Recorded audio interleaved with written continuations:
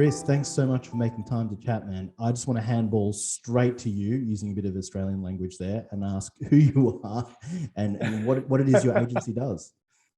Sure. Great to be here. Really excited to chat. So I'm Chris. I'm the co-founder and president at Cartograph. We're an Amazon-focused agency based in Austin, Texas. We focus in CPG, mostly better for you foods.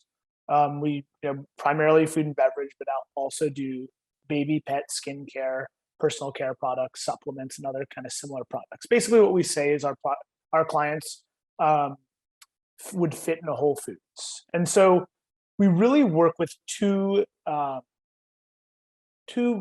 groups of clients, I would say, or two types of brands. So one is a brick and mortar first, like a retail first type brand. So those are things, I'm going to go name a bunch of US based brands, but maybe you know some of them.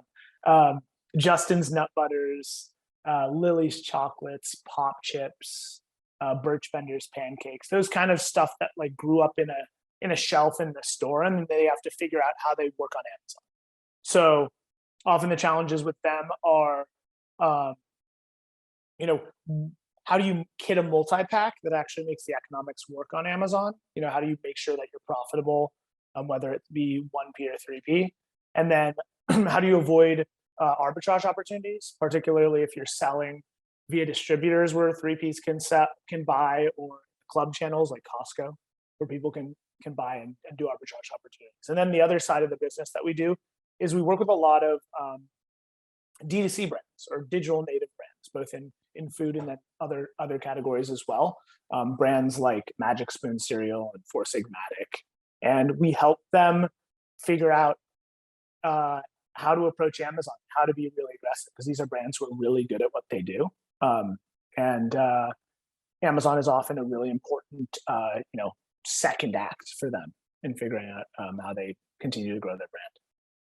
Yeah, interesting. I must admit that you're the first person I've interviewed in this category, Chris. So I just want to hit you straight up with, tell us more about the category, right? The food space on Amazon. What's the latest happenings? What changes are you seeing? I know you released a white paper, but yeah, maybe just share a headline. Sure. So yeah, food and beverage as a category on Amazon, it's definitely a growth area on Amazon. From a very strategic high level, Amazon's gap to Walmart gross merchandise value is primarily grocery. So it's been a major focus for the last number of years. And you can tell that, investment in fresh, buying Whole Foods, really expanding, same day grocery delivery services and so forth. So it's been a big focus area. I mean, we work primarily in .com. We have a growing number of clients on fresh, and we support Whole Foods and do advertising on Whole Foods as well. But we focus primarily on .com. Have built quite a few multi-million-dollar businesses on .com. I'd say the things that are most challenging about food probably come down to pricing and profitability. So food is probably the category where consumers are most familiar with how things cost and most price sensitive. One thing I always share with people is like, have you ever known a beverage brand that has a beverage consistently over $5? No, it's always a race to get it down in dollar cost. And so Amazon becomes like a very challenging thing to keep costs down. And then, it's competitive because people in food compete with price a lot. So you have to really figure out how you can tell your story of differentiation and how you can make sure that you're still able to be profitable. Which brings me to the white paper you mentioned. So most of our clients, a lot of the emerging brands are on Amazon's FBA channel. And so as you probably know, Amazon's FBA fees are dictated by the greater of gross weight of the unit and dimensional weight of the product, which is length times width times height divided by 139. Now, the magic of Amazon has always been that with a 15% referral fee and $3 to $4, you could ship your product anywhere in the US in a day or two in shipping. This was in part possible because Amazon actually had a dimensional weight exemption for products that were under 12 ounces gross weight. This was super important if you sold any product with a lot of air in it. Salty snacks, cookies, chips, anything like that just like had a kind of a big cube. And there's other categories outside of Amazon or outside of food as well. You can imagine. And so if you were under that 12-ounce gross weight limit, you were exempted from dimensional weight. And so just about 3 or 4 weeks ago, Amazon got rid of that dimensional weight exemption. And so what it did was it made Amazon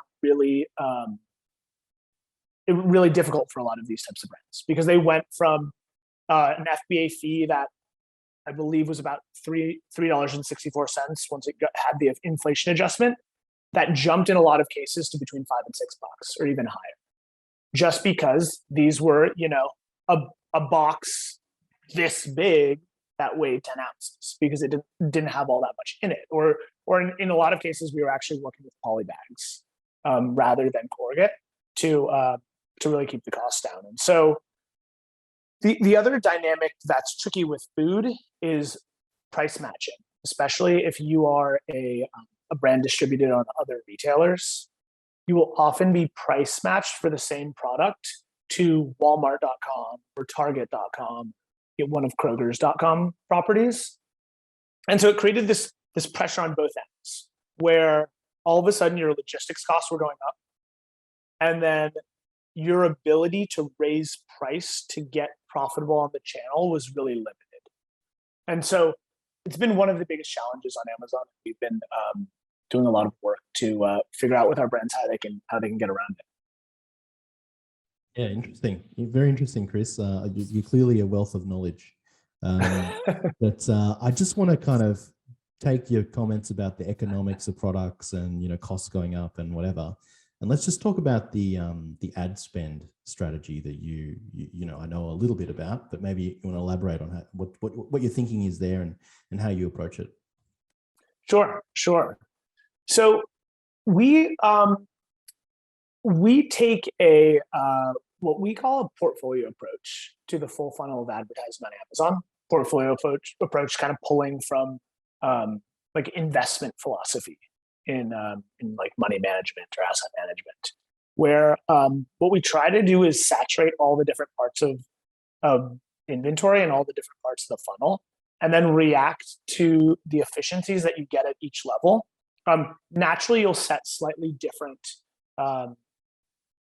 thresholds or performance benchmarks for each subsegment. So between your branded ads, your category ads, your sponsor brand branded, your sponsor brand unbranded, your category competitor, all that kind of stuff, all the way through to the different formats and even display. But really what you're trying to do is let every one of the formats go out and go out into the wild and see how well they perform, and then flow the money to the places that spend more efficiently. What we found, so we play in a very narrow set of categories, relatively speaking, right? And what we found is even within those narrow set of categories, which formats work can vary pretty dramatically.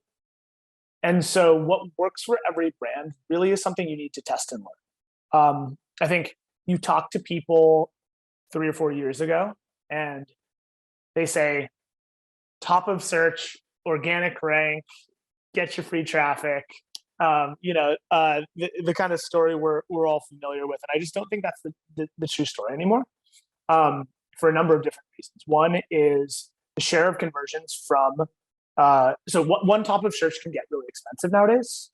And Amazon has actually started to share exactly how much you get from top of search when you look at brand analytics, and you see the percent of conversions that you get from a major term. And unless you're in the top like 3,000 to 5,000 terms, it's really not that big of a number. So the value of playing for that is not as big. And then the volume of non-search conversions has gone up pretty dramatically over the last few years.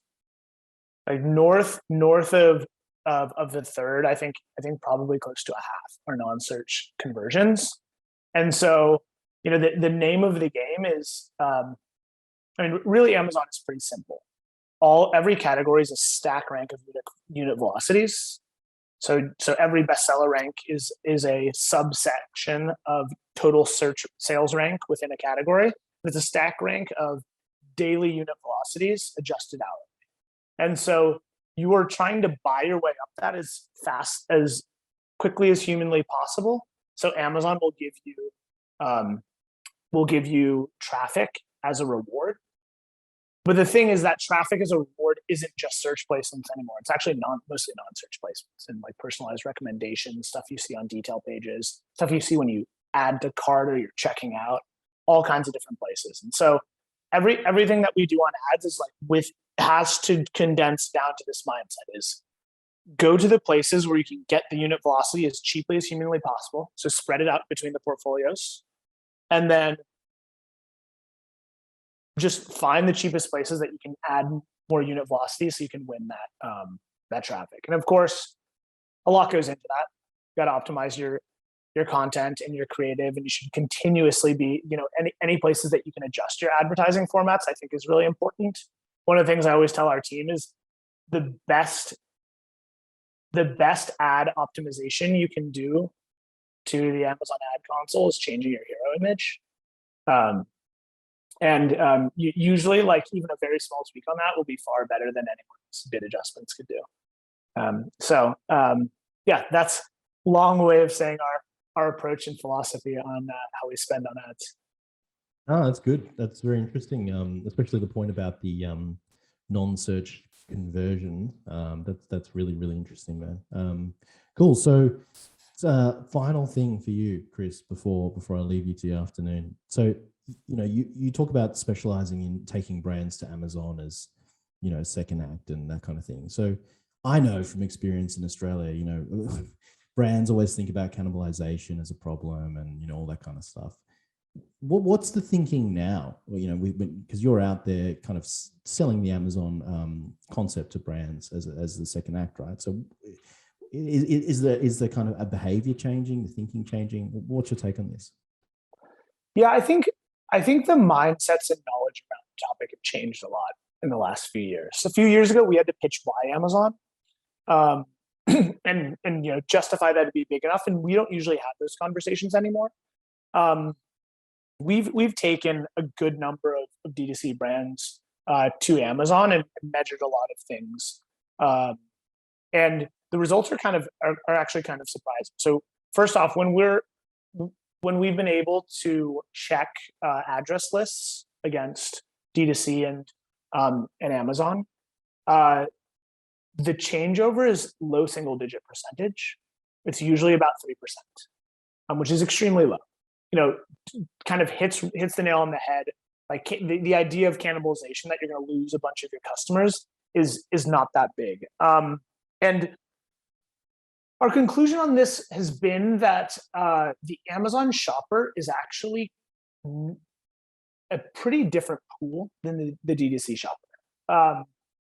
When you imagine like the Venn diagram of the two buckets, there's really not that much overlap. And it actually plays out when you look at demographics too. D2C shopper is young, likes to engage with brands, probably finds them on a Facebook advertising platform or TikTok or Snap or wherever brands are advertising. May not even like Amazon for ethical reasons. Is very comfortable with the digital experience, like filling in credit cards and addresses and stuff like that. Versus you look at Amazon data, it tends to be older millennial, Gen X, and the people who are told to never put your credit card on the internet, and they learned, okay, there's this one place that I can trust. They might run a household. They might have like a complex workflow in how they buy things, and Amazon is like a reliable place that they can go. And so that's kind of like the major demographic differences between the two. The other thing that we always talk to brands about is that Amazon is a really important additional part of the customer journey for social proof and for content and for reviews and so forth. And so anytime that a consumer is interacting with your brand, whether it be online or in store, they're often on their phone pulling up Amazon to see, okay, what's the deal? What are people saying about this brand?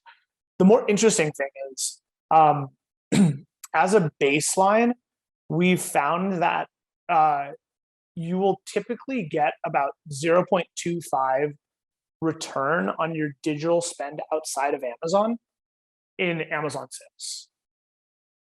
And so we've seen this play out a number of times. And so usually founders are like, whoa, you're telling me I'm not getting a 2.5, I'm actually getting a 2.75 on my Facebook spend, is actually a reasonable needle mover.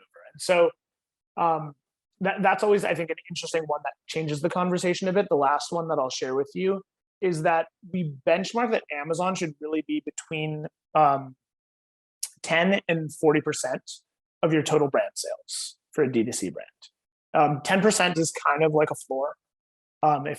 If you're running an Amazon properly, you should be able to do that. And 40% if you're really able to like dominate a category or win some major bestseller type stuff with your products. So it's been I think brands are more and more taking Amazon seriously if they're a D2C brand. Gone are the days where VCs would say just do your own thing, own the data and stuff. Like I don't think anyone's saying that anymore, actually. And it's getting more competitive and it's getting a little bit more expensive, but we're actually seeing a lot of dollar flows to Amazon just because in the light of a lot of the iOS changes, it's becoming a relatively low cost acquisition channel. Yeah, look, that's some fantastic commentary there, Chris. Thank you. And look, I think I've picked your brain enough for today. So again, thanks for making time to chat. And I think I'd love to get you back to talk about that non-search conversion stuff. We could do a whole thing on that. But again, thanks, I appreciate it. Yeah, absolutely. Happy to talk about it. Fun.